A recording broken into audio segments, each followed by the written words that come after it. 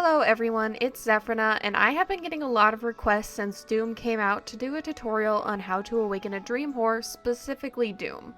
I went over a lot of the process in my Cost of a Tier 9 video, but I will reiterate the main basic points to help you on your way to awakening your dream horse. In order to begin your journey to a dream horse, you must first own a Tier 8 courser. A Tier 8 courser will have the skills Charge, Drift, Sprint, Instant Excel, Sidestep, Special Instant Excel, and Special Sidestep. You can see whether or not a horse is a courser simply by looking at the horse's symbol by the horse picture. If it is silver, it's not a courser. If the symbol is gold, the horse is a courser. You can either buy a Tier 8 courser straight from the market from between 700 million and 1 billion silver, or you can breed or buy a non-courser and buy some skill change coupons from the pro shop. The best method to ensure you get a courser with skill change coupons is by using the forechop method. In the forechop method, first you will need to naturally train your horse up to about level 15 and let them learn what skills it pleases. If you have a horse costume from the pro shop, I would definitely recommend having your horse wear it while you train it up throughout the training process. The costume provides a 10% increase in the chance of your horse learning a skill each time it levels up.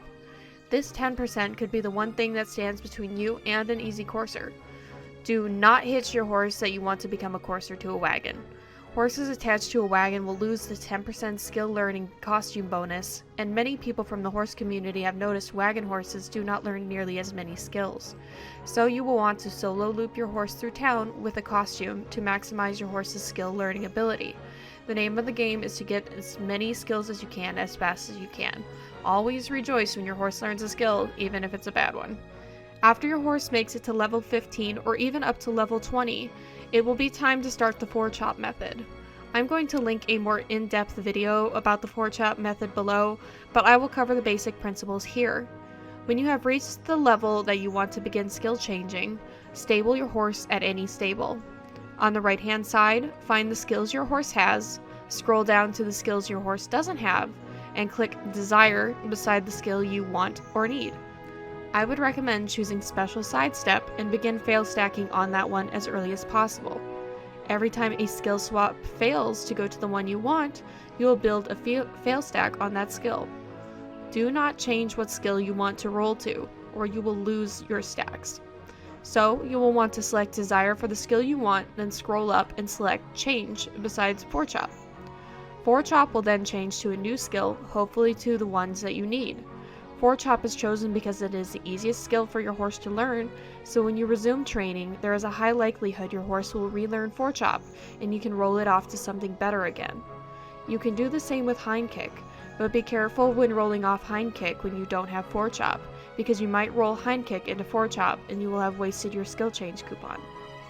As soon as you have rolled forechop to a new skill, resume looping your horse until it levels up and learns forechop again. After that, repeat the process until your horse is level 30 or you have all the skills you need. I just wanted to add a short note on brandstones. Brandstones can be found in the pro shop, and they claim that they can help increase the chances of your horse learning a skill. From data collected by the BDO horse trainers, there is not much evidence that the brandstone helps much at all, and if it does, the difference between a branded and a non-branded horse's skill learning abilities are negligible at best. Many trainers do not believe the brandstone worth the price, but some people have had good luck with it. I would personally not recommend this item, but if you want to use it, brand your horse at level 1 so you have the most chances of getting more skills from the brandstone. If your horse makes it to level 30, but your horse is still not a courser, you have some decisions to make. The first decision would be whether or not you want to use a premium skin change on your horse. The premium skin change changes the appearance of the horse and also provides about a 50% chance of your horse learning a new skill. If you have only one skill left to learn, this can be a great option. This is another pearl item, so that one's up to you. Do not waste your money on a normal appearance change for your horse, as this will not give the chance of your horse learning a new skill. It is cheaper, but the only thing it will do is make your horse look different. Should this not be something you want to do, begin skill swapping the skills you don't need to try and get the remaining skills that you do need.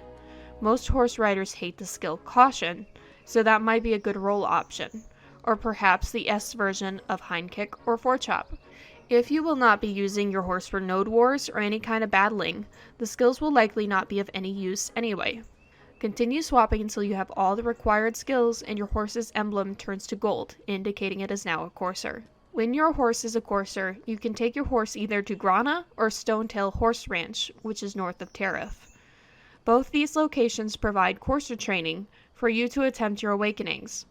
You may end the training of your courser at any time and remove the horse from the stable for riding, and once returned to courser training, the horse will pick up where you left off. Just a note, you will want to have your horse at level 30 regardless of whether or not you have all the skills that you need. If your horse has all the skills that it needs at level 28, that's great, but do continue training it until level 30, otherwise you won't have any chance of awakening it. A big part of the awakening process is knowing what materials you need to attempt an awakening. Courser training has 3 parts: 200% of courser training materials, 1 Krogdalos Origin Stone, and if you should choose to, 100 Cron stones. The courser training materials are split up into 3 types: skill, elegance, and strength. Materials placed into skill provide an increased chance of obtaining the Pegasus. Elegance materials increase your chance of getting a unicorn, and strength increases your chance of getting doom. If you place 100% worth of materials into skill and 100% of materials into strength, you will have a 50-50 chance of either getting a Pegasus or doom.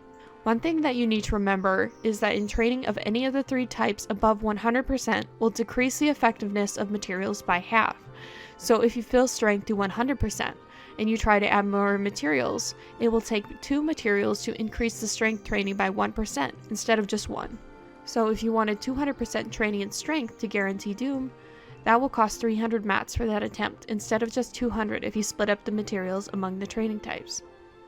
Beyond that, each training type requires different materials. Skill training requires Stonetail fodder or rainbow gem fruit. Stonetail fodder is crafted from plant breeding byproducts and is one of the easiest courser training materials to obtain. Fill up some large farms with mushrooms, which are the fastest growing crop in the game, and choose F5 for plant breeding to pull seeds from the crop as well as byproducts. You will process 20 pieces of 2 different byproducts to obtain between 1 and 3 Stonetail fodder. Rainbow gem fruit is obtained through the exchange of 10 Imperial delivery seals. I know very little about Imperial delivery, so I am not going to speak on the topic. I will link a video below that outlines Imperial delivery. This way you can still learn the process while I don't break my brain trying to understand and explain it. Elegance training requires either Spirit Pouch of Ferocious Beast or Breezy Conch Seaweed. These are probably the hardest materials to obtain, so good luck if you want a unicorn. You're gonna have a tough time. Spirit Pouch of Ferocious Beast is a random drop from either blue whale hunting or hunting Kalk, one of the hunting bosses. I have only been on a few whale hunts, and taking down Kalk is usually a group activity. So I would recommend joining a guild or finding a group that does regular blue whale hunts and Kalk hunts if you're wanting this material. Breezy Conch Seaweed is a random drop from fishing, and you can only expect maybe 1 a day from fishing, so don't get your hopes too high on that one. Strength training requires Deep Blue Hoofroot or Pure Forest Breath. Pure Forest Breath is one you will have to decide whether or not you're going to use it for training. Forest Breath is a key ingredient in making the coveted Granvere horse armor, so if that is a goal for you, you might want to save your Pure Forest Breath pieces. This material is a rare drop from Commosylvia monsters, but you will probably have the best luck getting it to drop in Polly's Forest. This is generally an easy place to grind, and if you level up the node, you can earn 4 or 5 pieces of these an hour.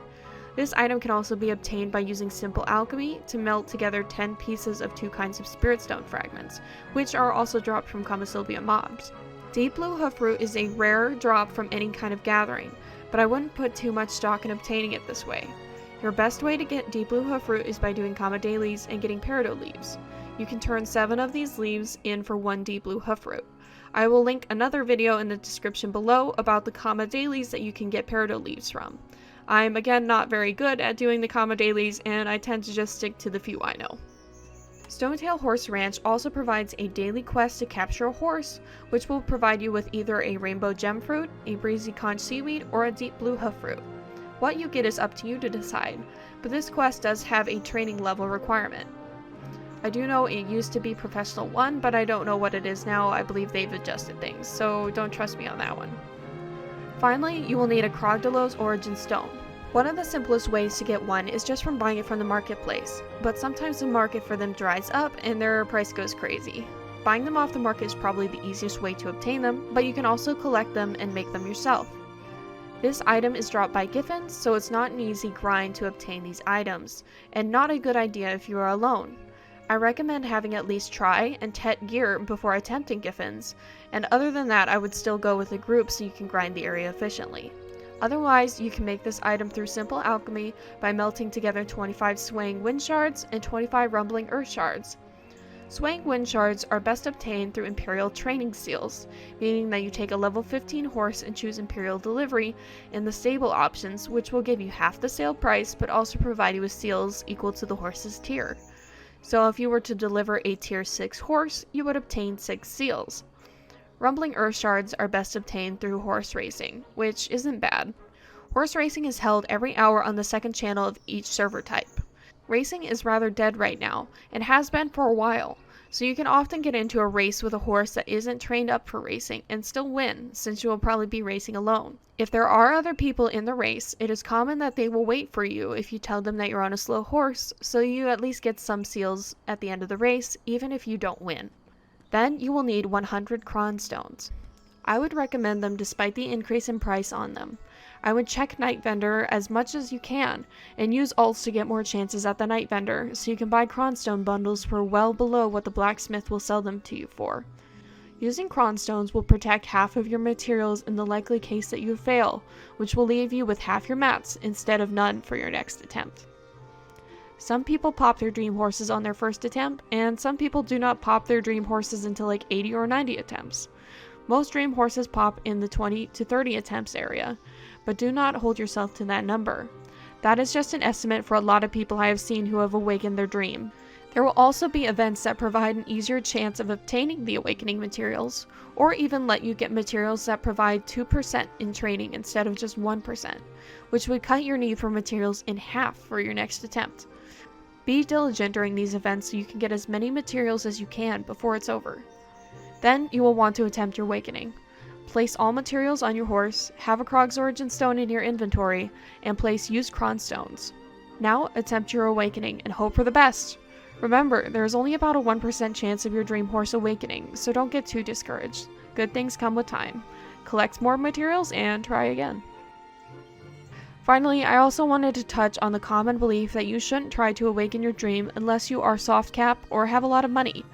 Although this can definitely be a good time to invest in a dream horse, you do not have to wait until you are soft cap. Waiting until then just allows for more disposable income to buy materials or to grind areas very quickly. In my personal opinion, at the end of the day, BDO is a game that should be enjoyed and not conquered. A lot of people want to have the best gear, be the highest level, and that's fine. If that's what you enjoy about the game, then do it. But if your only goal in having that is to lord it over other players or to kill players with worse gear than you, I am not on board. If you love working on gear and enhancing, then do it. If you like life skilling and having a worker empire, then do that. If you just like AFK fishing or cooking or even alchemy, then you do that. My personal love for BDO comes from the horses in this game, and although I do not neglect the other parts of the game, the reason I joined BDO was the horses, and that's one of the reasons why I continue to stay. Do what makes you happy in BDO, not what will make you better than everyone else.